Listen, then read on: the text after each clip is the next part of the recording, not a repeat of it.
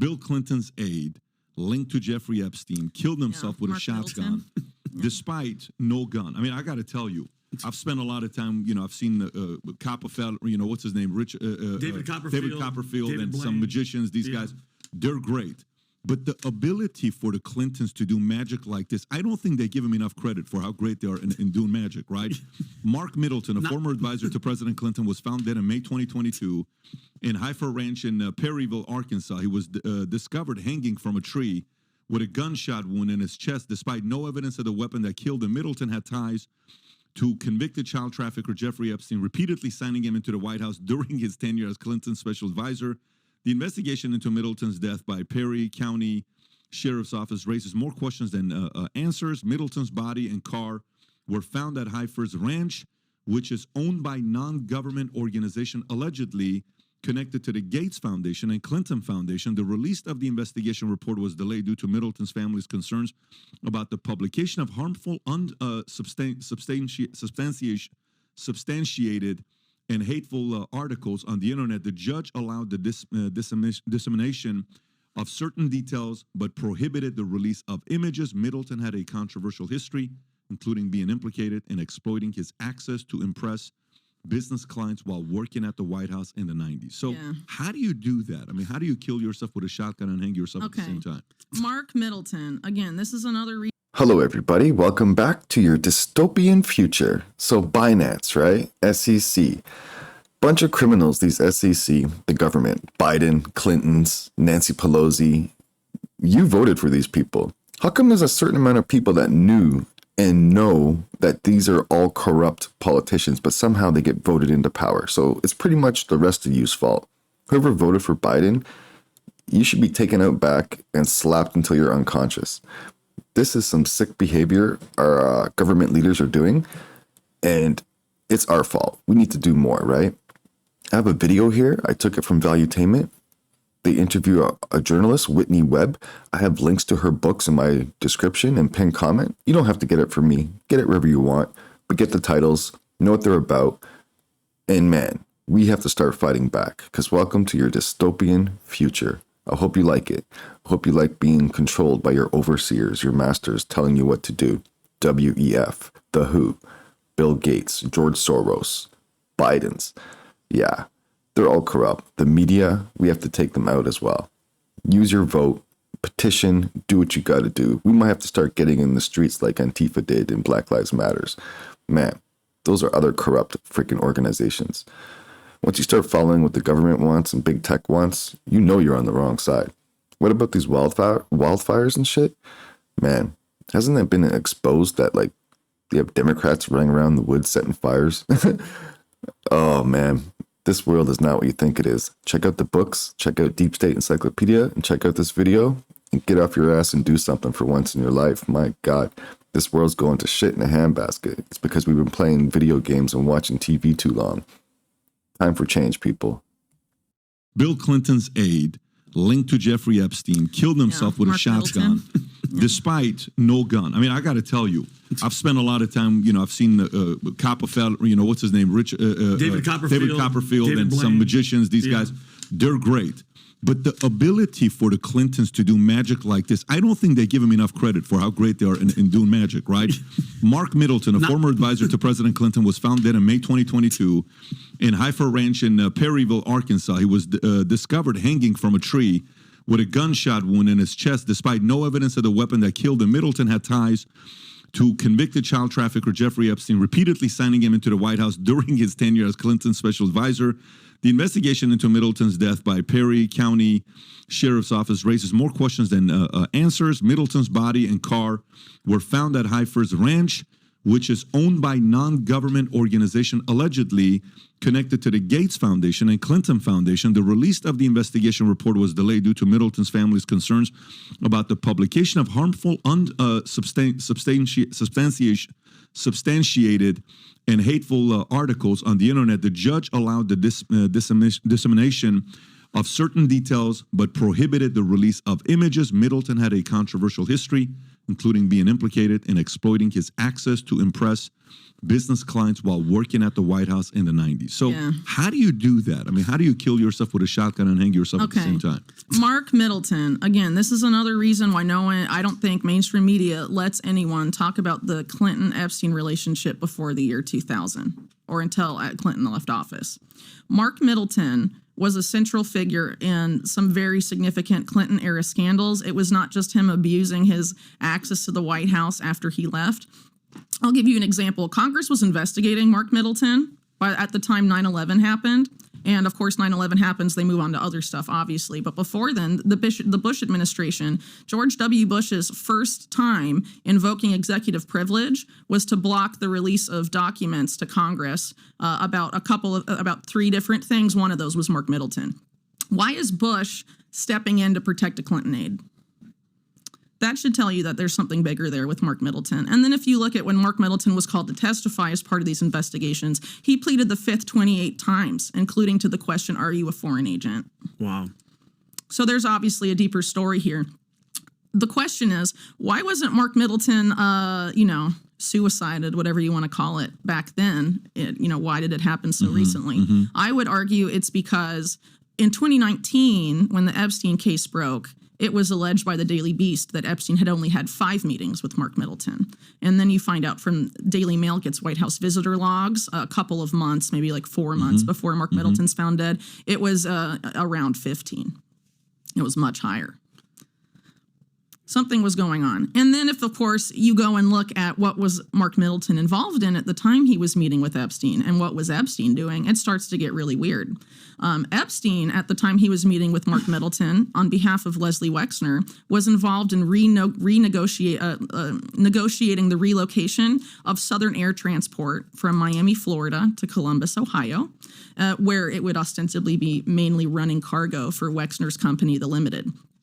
Have you ever heard of Southern Air Transport? Southern Air Transport used to be Air America. It was the CIA's proprietary airline. And Wexner bought it. He bought the bunch of the Well, planes. he didn't buy it, but he basically, pulling levers, got a very attractive incentive package developed by the government of Ohio, taxpayers on the hook, to relocate Southern Air Transport. Right. Promises of bringing all these jobs, which never materialize, and basically Southern Air Transport gets pumped and dumped and goes bankrupt a few years after this move by the end of the 90s. But anyway, it was being, in the 1980s, it was the main airline for Iran-Contra. Arms and weapons dealing, and then gets involved with some weird stuff going on with the first Gulf War. And with that history, that is the specific airline sought out by Epstein and Wexner. They could have gone for any other airline in the U.S. There's a lot. They first tried one called Aero Air, also tied to Iran-Contra, and also the BCCI scandal. Then they go to this Polar Air Cargo, which is a joint partnership of 3 companies, one of which is Southern Air Transport. The other 2 guys kick out Southern Air Transport. The Limited dumps Polar Air Cargo and goes straight to Southern Air Transport. They seem to be very desperate for one of these shady airlines. And Southern Air Transport previously, like I said, was in Miami, Florida. And during Iran-Contra, of course, it was going to Latin America, Mena, Arkansas, where Clinton's governor. All this weird stuff's going on. Yeah. And it goes to Columbus. It starts going from Columbus to Hong Kong. That's the circuit it's going. What is Mark Middleton doing during this period? Mark Middleton is a central figure in a largely forgotten Clinton-era scandal called Chinagate that intimately involves a bunch of very weird business ties between Southeast Asian conglomerates, mainly the Lippo Group, which had gone into business with the Chinese government by this time. And a bunch of very, very weird stuff happens. I don't know how deep you guys want to go into that scandal because it's very convoluted, very extreme. But basically, I would say sort of Chinagate in a sense is a misnomer because what is really going on here is that this is the Riotti family and Jackson Stevens. So I do want you to talk on the Riotti family. Okay. If you can touch on that. Yeah, sure. So the Riottis are I guess, ethnically Chinese, but they've been in Indonesia for a very long time. They're one of the main oligarchs in that country. Their main business interest for a long time has been based around the Lippo Group, which has a bazillion subsidiaries all over the world, mainly concentrated in Southeast Asia, but also, of course, a U.S. subsidiary as well, which was run by this guy named Johnny Huang, who at the time of Chinagate, who was a major guy in the Chinagate scandal. And sometime in the early 80s, the Riadis, got involved in Little Rock, Arkansas, and forged an early partnership with Jackson Stevens, who's one of these Arkansas businessmen, political kingmakers. He's largely seen as being responsible for Clinton's political career from Arkansas onward. But he also, for example, financed the campaign of George Bush Sr., sort of playing both sides. And a lot of his companies that he ran, Stevens Inc., Beverly Enterprises, Systematics, have either been tied to major Clinton corruption scandals of the past or to Iran-Contra, specifically in the case of Systematics. So the Riadi family and Jackson Stevens had these intertwined business dealings and basically, become sort of this hub of political cronyism in Arkansas. And then, of course, Clinton gets into the presidential office and it, is much more expansive than that at that point, meaning beyond Arkansas, obviously. So basically what was going on with Chinagate, I guess you could say, is that a bunch of money from foreign nationals, mainly Chinese nationals, a lot of them with ties to the Chinese government or the Chinese military, are being funneled through a series of individuals who can donate to the DNC, or the DNC is directly taking money from people that are foreign nationals who, of course, can't legally contribute to campaigns. And so, that was the focus of the congressional investigation, that it was like illegal fundraising. But what was that money buying these people? It was almost all focused on the Commerce Department. The head of the Commerce Department at this time is Ron Brown, who, of course, dies under very suspicious circumstances near the end of this, when it starts to come out in the 90s, I think 96 or so. Dies in a plane crash, but he has a bullet wound in his head. And all the other, maybe somebody was shooting in a forest and that bullet went into the plane. Well, here's the thing. The part of the Commerce Department that was most targeted by Chinagate, the ITA, all the other people on the plane with him pretty much were ITA, except for Johnny Huang wasn't on the plane because he had been let go by that point. But right before Ron Brown gets on that plane to Croatia, he agreed to investigate or cooperate with independent counsel probes into this stuff. And he is unexpectedly asked to go on a trade mission to Croatia, and then the plane crashes, allegedly blamed on a 1930s era navigation system at the airport in Croatia. But a few days after the crash, the head of the navigation at that Croatian airport is found dead with a shotgun wound to the chest, and it's ruled a suicide. So there's some weird stuff going on with Chinagate, to say the very least. But again, I think it's really more of a misnomer. There's a lot deeper corruption here. And I talk about it pretty extensively in my book, going through the congressional, the Senate reports, and all of that. And some of the main things that seemed to be going on there, it was about getting the Commerce Department and the Clinton administration to push for most favored nation trading status with China, and to there was a certain point where, in exchange for that, Clinton had banned the import of Chinese weapons to the United States as sort of the caveat for giving China MFN status. And before then, the biggest market for Chinese weapons was the United States. So they're smuggling weapons into the U.S., and they get caught doing that on some Chinese state-owned barges coming to the West Coast. But then you have to wonder, well, what was going on with Southern Air Transport? Going from Hong Kong to Columbus. And if you think about, I think we talked about this last time, Epstein had these weird associations with arms deals in Iran-Contra, was mentored by an arms dealer named Douglas Leese, who had, all sorts of connections to the defense industry, both in Britain and the U.S. He's a British guy, though. And that's the guy that connected him with Stephen Hoffenberg of Towers Financial and the Ponzi scheme that was ran there, and Epstein's name was dropped from the case. Hoffenberg took the hit, and instead of Epstein going to prison, he starts hanging out with Robert Rubin at the White House, who's a former head of Goldman Sachs. There's a crazy, I don't know. I mean, there's so much we could get into with the whole Clinton-Epstein thing in the 90s. Again, this is why I say they only talk about Clinton and Epstein after Clinton left office, because they don't want you looking at all this crazy stuff. Question for you. So what frustrates me and almost infuriates me is when you're selling out America, okay? and when you make it to the top, the question for me would be the other way. Which one of our presidents have we had that hasn't sold America to somebody else for their own personal benefit? I'm being very serious. No, I know. Well, Who hasn't sold America? Let me go back to Chinagate for a second because there's a Biden connection. So basically, one of the other guys that was targeting the Clinton Commerce Department was this guy named Bernard Schwartz, who was a major military contractor. Laurel was his company. He later sold a bunch of it off to Lockheed Martin because the head of Lockheed Martin at that time was his really good friend, Norm Augustine. And Norm Augustine goes on a few years later to make In-Q-Tel for the CIA.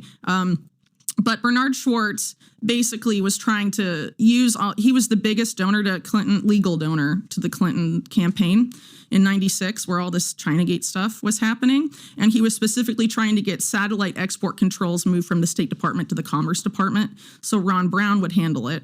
And Ron Brown, he'd basically given a bunch of, Ron Brown had been DNC chairman before this and had been involved in a lot of this funny stuff going on. The guy who got shot in the head was a former DNC chair. Yeah. Okay. And then he was Commerce Secretary. So Bernard Schwartz was basically trying to do technology transfers to the Chinese military. I don't really know why, but he was very, if you look at the documentation of what Laurel was doing, who it was selling it to, and the broader Chinagate stuff. And again, this is coming from the congressional report. Like, I'm not even relying on mainstream media here. This is the U.S. government investigation. Bernard Schwartz has a lot to answer for. But again, because 9/11 happens, everyone forgets about this stuff, right? Because it's like, oh, that was the last administration. We have a lot of bigger stuff to deal with now, right? So Bernard Schwartz, it turns out, was one of the top, if not the main donor to Biden's primary campaign in 2020. Bernard Schwartz was. Bernard Schwartz. And he was the single largest contributor to the Democratic Party, 92 through 96. In 1998, for his 71st birthday party, he celebrated his birthday, I think, at the White House with the Clintons. Probably. That would sound about right. Yeah, very close. But this is a guy that was selling our most sensitive military satellite technology to the PLA. So if you